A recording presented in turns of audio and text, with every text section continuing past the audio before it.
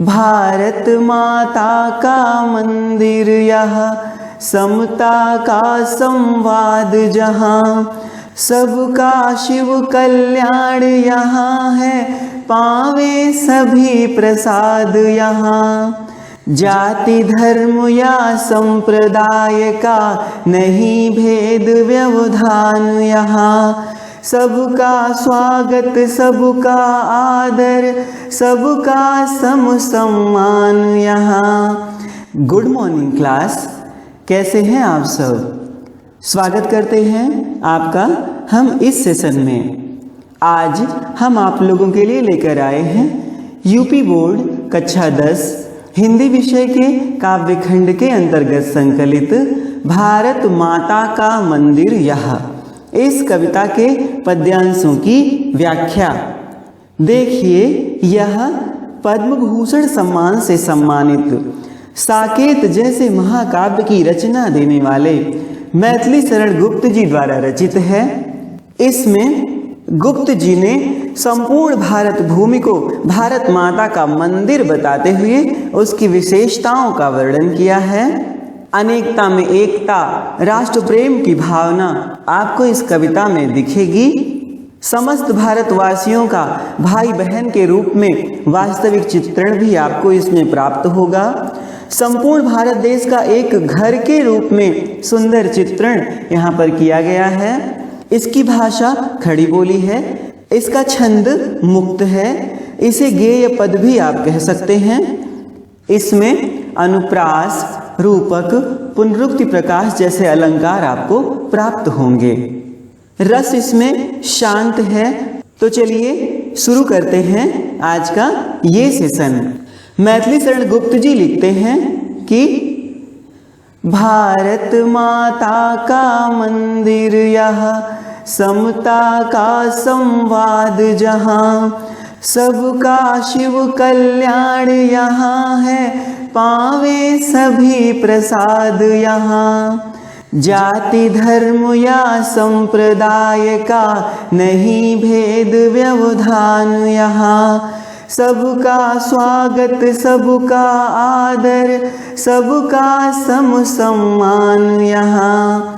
राम रहीम बुद्ध ईसा का सुलभ एक सा ध्यान यहाँ, भिन्न भिन्न भव संस्कृतियों के गुण गौरव का ज्ञान यहाँ, भिन्न भिन्न भव संस्कृतियों के गुण गौरव का ज्ञान यहाँ। आइए पहले शब्दार्थ देख लेते हैं। शिव बोलते हैं कल्याण को, प्रसाद बोलते हैं प्रसन्नता को, समता यानी बराबरी, संवाद यानी बातचीत, व्यवधान बोलते हैं विघ्न को, बाधा को, संप्रदाय यानी धार्मिक मत या सिद्धांत कह लीजिए, स्वागत यानी किसी के आगमन पर कुशल प्रश्न आदि पूछना, अगवानी करना, भव बोलते हैं संसार को, भेद यानी अलगाव, गौरव बोलते हैं सम्मान को, सुलभ यानी आसान।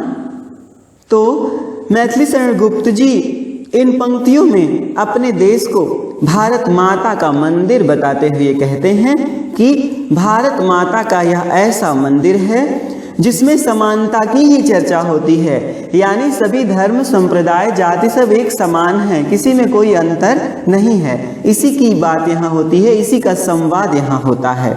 यहाँ पर सभी के कल्याण की वास्तविक कामना की जाती है और यहाँ पर सभी को परम सुख रूपी प्रसाद की प्राप्ति होती है। कहने का मतलब है कि जो चीजें मिलती हैं वो सबको मिलती हैं, यानी यहाँ सभी प्रसन्नता रूपी प्रसाद ग्रहण करते हैं। आगे लिखते हैं, इस भारत माता के मंदिर की यह विशेषता है कि यहाँ पर जाति धर्म या संप्रदायवाद का कोई भेदभाव नहीं है। यहाँ हिंदू, मुस्लिम, सिख, ईसाई सभी संप्रदायों का स्वागत हृदय से किया जाता है।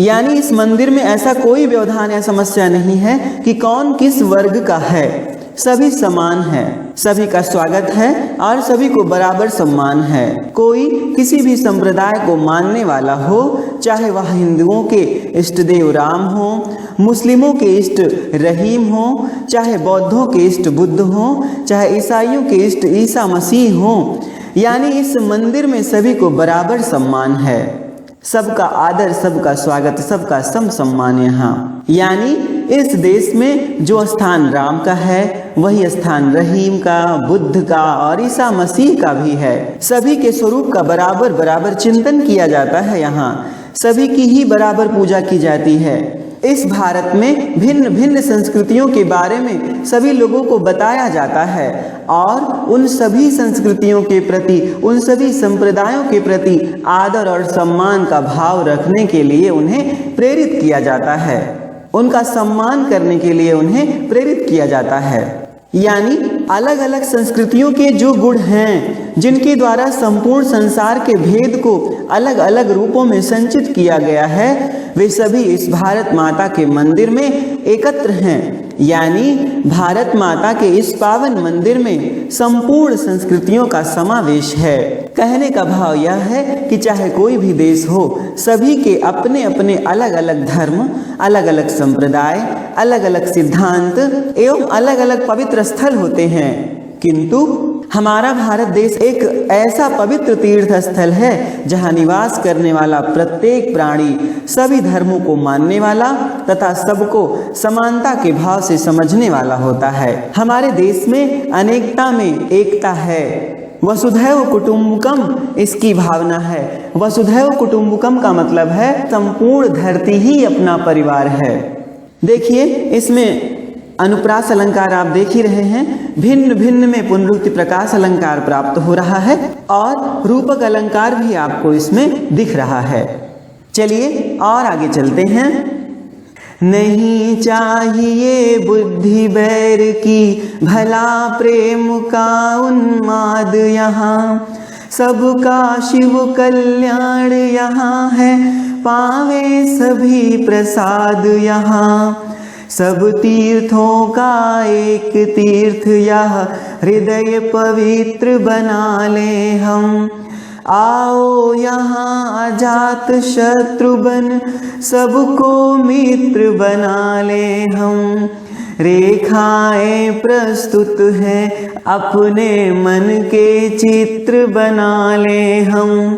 100 आदर्शों को लेकर एक चरित्र बना ले हम। 100 आदर्शों को लेकर एक चरित्र बना ले हम। आइए पहले शब्दार्थ देख लेते हैं।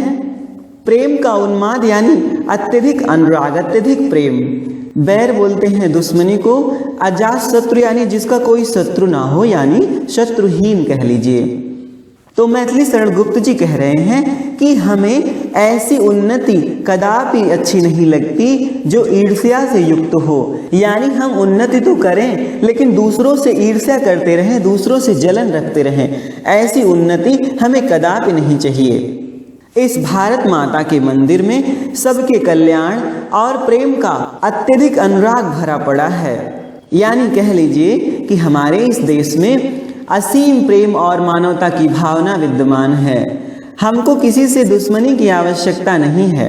यहाँ पर सभी का मंगल कल्याण है और यहाँ पर सभी को परम सुख रूपी प्रसाद की प्राप्ति होती है। यानी सबको प्रसन्नता रूपी प्रसाद यहाँ मिलता है।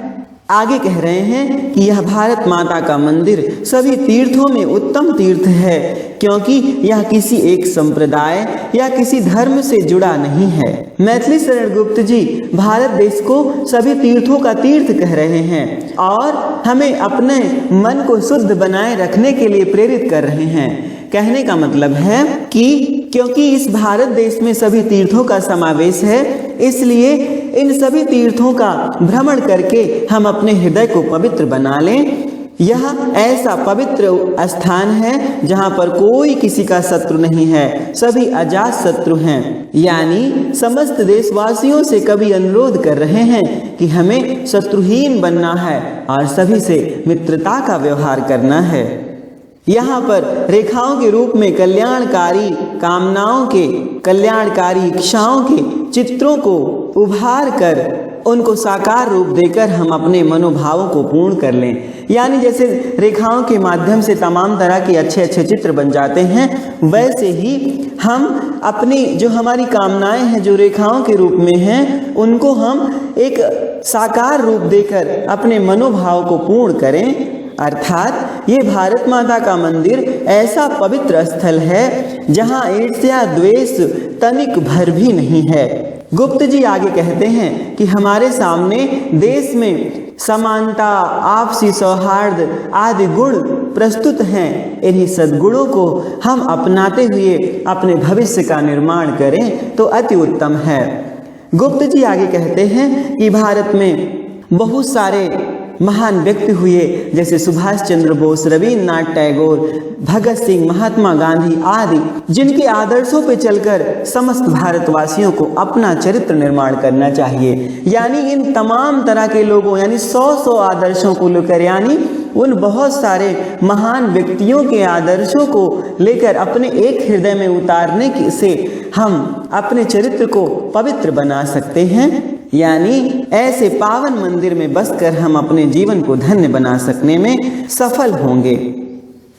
देखिए, इसमें भी आपको अनुप्रास अलंकार प्राप्त हो रहा है। चलिए और आगे चलते हैं। गुप्त जी लिखते हैं, बैठो माता के आंगन में, नाता भाई बहन का, समझे उसकी प्रसव वेदना, वही लाल है माई का। एक साथ मिल बांट लो अपना हर्ष विषाद यहाँ है, सबका शिव कल्याण यहाँ है, पावे सभी प्रसाद यहाँ। मेला सेव्य का हमें पुजारी, सकल काम उस न्यायी का। मुक्ति लाभ कर्तव्य यहाँ है, एक एक अनुयायी का। कोटि कोटि कंठों से मिलकर उठे एक जयनाद यहाँ, सबका शिव कल्याण यहाँ है, पावे सभी प्रसाद यहाँ। सबका शिव कल्याण यहाँ है, पावे सभी प्रसाद यहाँ। आइए शब्दार्थ देख लेते हैं। आंगन बोलते हैं घर को, लाल यानी पुत्र, प्रसव वेदना यानी असहनीय पीड़ा, यानी प्रसव के समय, बच्चे के जन्म के समय जितनी पीड़ा होती है वो बड़ी असहनीय पीड़ा होती है। माई यानी माता। हर्ष बोलते हैं प्रसन्नता को, विषाद बोलते हैं दुख को। सेव्य यानी सेवा करने वाला, अनुयायी यानी किसी मत का अनुसरण करने वाला। जयनाद बोलते हैं जयकार के जो नारे लगते हैं, उनको हम लोग जयनाद कहते हैं। कंठ बोलते हैं गले को। कोटि कोटि यानी करोड़ों। यहाँ निवास करने वाले लोगों से मैथिली शरण गुप्त जी कहते हैं कि आइए माता के इस पवित्र सदन में बैठिए। हम सब का यहाँ पर भाई बहन का रिश्ता है, अर्थात एक घर में निवास करने वाले हम सभी आपस में भाई बहन के समान हैं। यानी जैसे किसी घर में भाई बहन का नाता होता है, वैसे ये संपूर्ण भारत मानो हमारा घर है और सभी हमारे भाई बहन हैं। हमारा कर्तव्य है कि हम सब अपनी माँ यानी भारत माता के कष्टों को महसूस करें, क्योंकि सच्चा पुत्र, सच्चा लाल वही होता है जो अपनी माता के कष्टों को समझता है तथा उसके लिए हर क्षण समर्पण की भावना अपने मन में रखता है। ऐसा ही लाल धन्य है, ऐसा ही पुत्र पुत्र कहने के योग्य है। हम सभी भाई बहनों का एक उद्देश्य यही होना चाहिए कि किसी को किसी प्रकार का कष्ट ना हो। जैसे हम लोग घर में आपस में से एक दूसरे का ख्याल रखते हैं, ऐसे इस भारत माता को घर समझकर एक दूसरे का ध्यान रखें। हम लोग आपस में अपना सुख दुख बांटें, सभी एक दूसरे के सहयोग के लिए तत्पर रहें, क्योंकि यह भारत माता का मंदिर है। इसलिए यहाँ पर हम सब का मंगल कल्याण है और यहीं पर सभी को परम सुख रूपी प्रसाद भी प्राप्त होता है। यानी सबको यहाँ प्रसन्नता रूपी प्रसाद प्राप्त होता है, सभी यहाँ प्रसन्नता रूपी प्रसाद ग्रहण करते हैं। कहने का भाव यह है कि हम सब भारतवासी एक माँ यानी भारत माता की संतानें हैं और आपस में भाई बहन के समान हैं। अतः हमें आपस में मिलजुल कर रहना चाहिए और एक दूसरे की मदद करनी चाहिए। आगे लिखते हैं कि हमारा परम सौभाग्य है जो हमें इस पावन भारत भूमि में जन्म मिला और भारत माता की सेवा करने का सुअवसर प्राप्त हुआ हमको। यह ईश्वर की हमारे ऊपर बहुत बड़ी कृपा कह लीजिए है। यहाँ के प्रत्येक अनुयायी का, यहाँ के प्रत्येक मत के अनुसरण करने वाले का यह कर्तव्य बनता है कि वह इस मौके का संपूर्ण लाभ उठाकर मुक्ति प्राप्त करे। भारत माता के इस पावन मंदिर में करोड़ों स्वर एक साथ मिलकर जय घोष करते हैं, यानी यहाँ निवास करने वाले सभी लोग एक ही स्वर में जय जयकार करते हैं, भारत माता की जय, भारत माता की जय। भारत माता के इस पावन मंदिर में सबके कल्याण की कामना की जाती है। मिला सेविका हमें पुजारी, सकल काम उस न्याय का। देखिए एक भावना, इसको ऐसे भी समझ सकते हैं कि हमको अहिंसा के पुजारी के रूप में महात्मा गांधी जैसे महान व्यक्तित्व का आसरा प्राप्त हुआ और गांधी जी का अनुसरण करने वाले प्रत्येक व्यक्ति ने भारत माता की स्वतंत्रता के लिए अपने आप को बलिदान कर दिया। कहने का तात्पर्य यह है कि जिसने भी भारत में जन्म लिया है उसका यह सौभाग्य है कि वह भारत भूमि में जन्मा है और सिर्फ इसी से ही उसने मानव मुक्ति का मार्ग खोज लिया है। यानी यदि मनुष्य भारत भूमि में जन्म लेने के बाद अपना कर्तव्य करता रहे तो समझ लीजिए उसने अपने मोक्ष के मार्ग को खोल लिया है। गुप्त जी कहना चाह रहे हैं कि हम भारतवासी एक हैं, हम में एकता है, हम में अखंडता है, हम किसी के कहने से खंडित नहीं होते और हम लोग एक साथ भारत माता का जयकारा लगाते हैं। यहाँ सबके कल्याण की कामना की जाती है, यहाँ सबको प्रसन्नता रूपी प्रसाद प्राप्त होता है, यानी यहाँ सबको परम सुख प्राप्त होता है। देखिए इसमें भी अनुप्रास अलंकार प्राप्त हो रहा है और पुनरुक्ति प्रकाश अलंकार जैसे एक एक दिख रहा, एक एक अनुयायी में एक एक में आपको पुनरुक्ति प्रकाश अलंकार प्राप्त हो रहा है। रूपक अलंकार भी इन पंक्तियों में दिखाई दे रहा है। कितनी सुंदर कविता थी यह, देश प्रेम की भावना से ओतप्रोत कविता थी यह और इस कविता ने हमको ये प्रेरणा दी कि हम सब मिलकर आपस में एक भाई बहन के रिश्ते के रूप में रहें, भाई बहन के जैसे रहें। प्रिय विद्यार्थियों, अब ये पाठ यही समाप्त होता है। अब हम इस सेशन को यही समाप्त करते हैं। आपको ये वीडियो कैसा लगा हमें अवश्य बताएं और अपने सहपाठियों के साथ इसे साझा भी करें। अब आपसे विदा लेकर चलते हैं, मिलते हैं किसी दूसरे सेशन में किसी दूसरे पाठ के साथ। धन्यवाद।